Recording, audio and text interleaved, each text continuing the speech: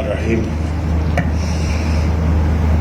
جناب chief justice اسلام آباد high court اطہر من اللہ صاحب، معزز ججز، منسٹرز، وکلا، خواتین و حضرات،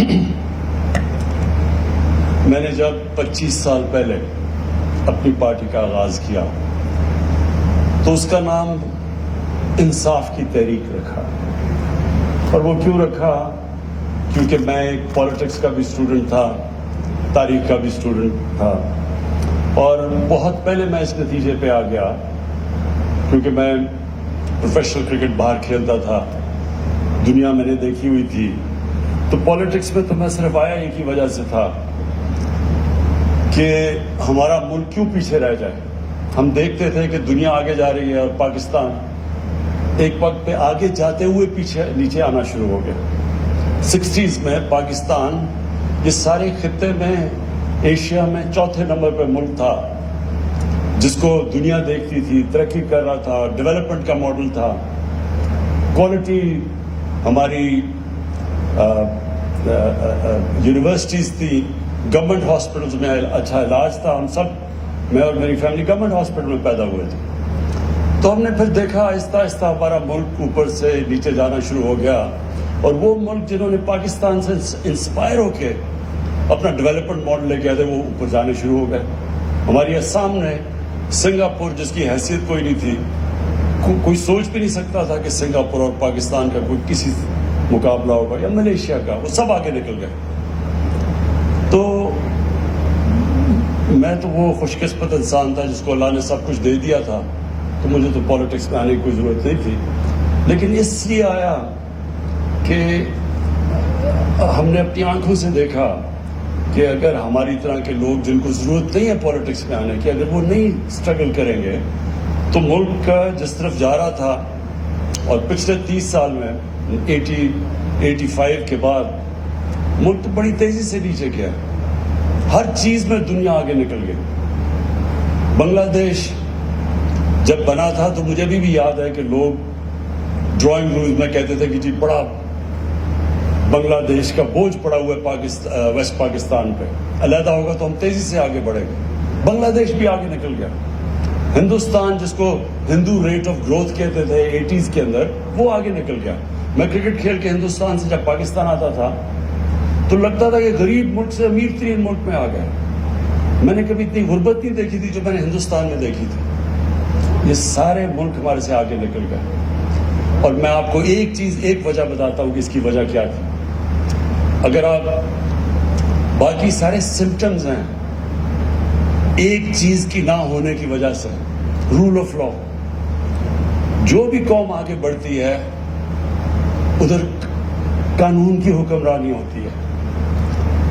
جو بھی بنانا ریپبلکس ہوتی ہیں وہ وسائل کی کمی سے نہیں بنتی. بنانا ریپبلکس کے اندر قانون نہیں ہوتا، طاقت کی حکمرانی ہوتی ہے. ہمارے نبی صلی اللہ علیہ وسلم نے، میں اس لیے لوگوں کو سمجھاتا ہوں کہ یہ اسٹڈی کریں کہ یہ کیا فینومینا تھا، مدینہ کی ریاست کیا فینومینا تھا. یہ ہسٹوریکل ایونٹ ہے. باقی سارے اللہ کے پیغمبر ہسٹری میں نہیں ہے ان کا کوئی مینشن، یہ ہسٹری کے اندر ہے. کس دن میں ہجرت کی، کس دن میں فتح مکہ ہوا، کس دن میں جنگ بدر ہوئی، یہ سب کچھ تاریخ کا حصہ ہے. تو یہ ایک فینومینا ہے کہ ایک وہ قوم جس کی کوئی حیثیت ہی نہیں تھی عربوں کی، وہ اتنی تیزی سے دنیا کی انہوں نے امامت کی. یہ تاریخ کا حصہ ہے. تو اس کی جو بنیادی چیز تھی رول آف لا تھا. 2 خلیفہ وقت، 4 میں سے 2 خلیفہ وقت عدالت کے اندر پیش ہوئے، قانون کے نیچے تھے. ہمارے نبی صلی اللہ علیہ وسلم نے بہت، یہ 2 ان کی جو حدیث ہے یہ ہم اسکولوں میں پڑھانا چاہیے. انہوں نے کہا تمہارے سے پہلے بڑی قومیں تباہ ہوئی، جدھر طاقتور کے لیے قانون اور کمزور کے لیے دوسرا، یعنی جدھر طاقت کی حکمرانی ہے. اور پھر انہوں نے کہا کہ میری بیٹی بھی جرم کرے گی تو اس کو سزا ملے گی. کوئی قانون سے اوپر نہیں ہے. یہ ہے پاکستان کا المیہ. ہمارے ملک میں یہ جو 2 پاکستان شروع ہو گئے, ایک نہیں دو پاکستان, ایک پاکستان کے لیے ایک علیحدہ سیٹ آف رولز, دوسروں کے لیے علیحدہ. اور یہ جو ریفلیکٹ کیا تھا بھی سی ڈی اے کے چیئرمین عامر نے یہ جو بھی آپ کو دکھائی کہ وہ جو یعنی جنہوں نے جدھر انصاف ملنا ہے اس کی حالت دکھائی انہوں نے, اور شو کرتا ہے کہ کیا اس ملک کی جو لیڈرشپ تھی اس کو کوئی فکر نہیں ہے کہ لوگوں کو انصاف ملے یا نہ ملے. کیونکہ دیکھیں ایک چیز, امریکہ اپنے آپ کو انٹرنیشنل کرمنل کورٹ کے نیچے نہیں ڈالنا چاہتا, وہ قانون سے اوپر رہنا چاہتا ہے. طاقتور ہمیشہ قانون سے اوپر رہنا چاہتا ہے, وہ قانون کے نیچے نہیں آنا چاہتا. لیکن جو مہذب معاشرہ ہے وہ ان کو قانون کے نیچے لے کے آتے ہیں.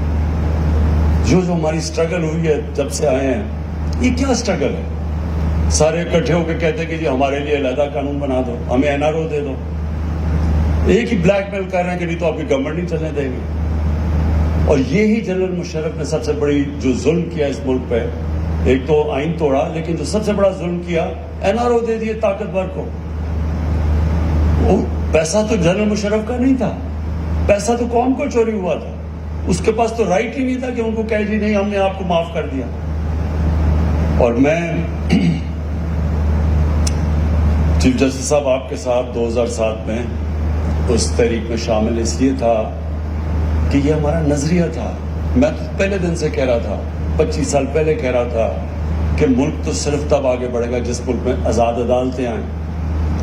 اور جب اتنی وہ اسٹرگل تھی, اور وہ ایپک اسٹرگل تھی, کیونکہ مجھے بڑا فخر ہے کہ ہم اس اسٹرگل میں ہم نے شرکت کی, اور جو وکلا نے قربانیاں دی اور جس طرح وہ سامنے آئے, وہ بڑی زبردست اسٹرگل تھی. وہ ایک ڈیموکریٹک اسٹرگل تھی, وہ in fact struggle rule of law کی تھی. کہ ایک ملٹری ڈکٹیٹر کو کہہ رہے تھے کہ آپ یہ نہیں کر سکتے کہ جج کو, چیف جسٹس کو اس طرح آپ اس کو ہٹا نہیں سکتے. لیکن مجھے بڑے افسوس سے کہنا پڑتا ہے کہ جو اس اسٹرگل کی نتیجے میں جو رزلٹس آنے چاہیے تھے, وہ مجھے افسوس سے کہنا پڑتا ہے وہ نہیں آئے.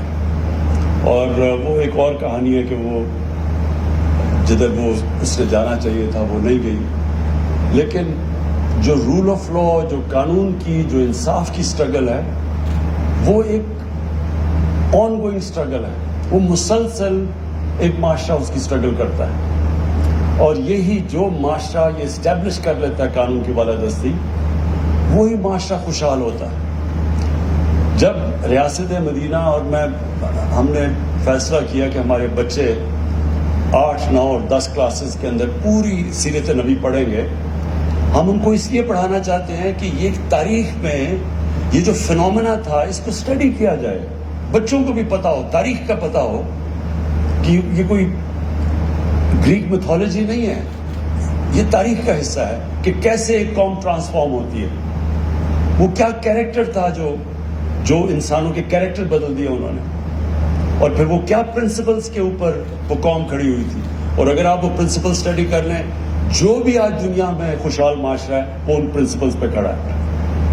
خوشحالی آ ہی نہیں سکتی جب تک آپ میں رول آف لا نہ ہو. پاکستان کا سب سے بڑا اثاثہ آج اوورسیز پاکستانی, ہم ریئلائز نہیں کرتے. میں یہ بھی 25 سال سے کہہ رہا ہوں کہ یہ سب سے بڑے ایسٹ 90 لاکھ پاکستانی جو باہر بیٹھے ہوئے ہیں, ان کی جو جی ڈی پی ہے وہ تقریباً ہمارے 22 کروڑ پاکستانیوں کے تقریباً اتنی ہیں. ان کے جو ڈالرز ہیں ان کو پاکستان کی ضرورت ہے. یہ پوچھے وہ کیوں نہیں آتے پاکستان میں ڈالرز؟ وہ بیچارے ایک پلاٹ لیتے ہیں, جا کے پیسہ کماتے ہیں, پلاٹ لیتے ہیں, 1-2 سال کے بعد واپس آتے ہیں, اس کے اوپر قبضہ ہو جاتا ہے. اور قبضہ کیوں یا قبضہ گروپ فلرش کر رہے ہیں؟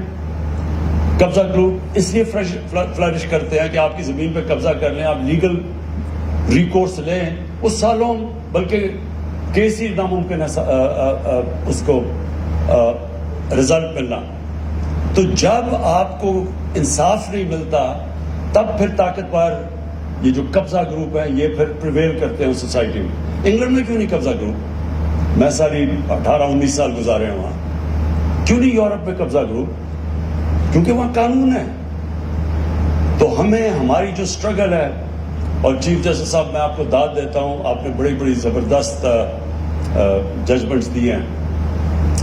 جو کہ ہمارے معاشرے کے لیے امپورٹنٹ ہے اور انوائرمنٹ کے لیے خاص طور پہ، کیونکہ ہم نے بڑی تباہی کی اپنے ملک کی، ہم ماحولیات کی. جس طرح ہم نے یہ اسلام آباد، آپ کو حیرت ہوگی کہ 1960 سے 2010 تک جتنی اسلام آباد میں ڈیولپمنٹ ہوئی تھی 10 سے لے کے 20 تک 10 سالوں میں اتنی اور ہو گئی ہے.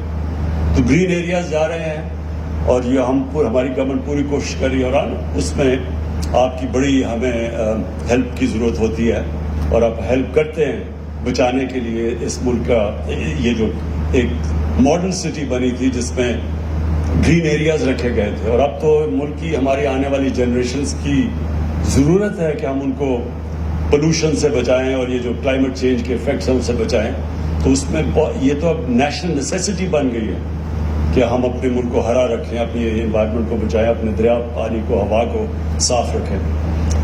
لیکن سب سے بڑی بات یہ چیف جسٹس صاحب آپ کے یہاں اس فنکشن سے میں یہ کہنا چاہتا ہوں اور اپنی عدلیہ کو بھی یہ بتانا چاہتا ہوں کہ ہماری گورنمنٹ آپ کی پوری مدد کرے گی فیسیلیٹیٹ کرنے کی. یہ جو ہم نے 93 ضلع کورٹس بنائے ہیں اور یہ ہمیں کیا بہت پہلے بن جانے چاہیے تھے، اور یہ ایمفسائز کرتا ہے کہ ہمارے لیے انصاف پرائیورٹی ہے اور انصاف چاہیے ہوتا ہے کمزور کو.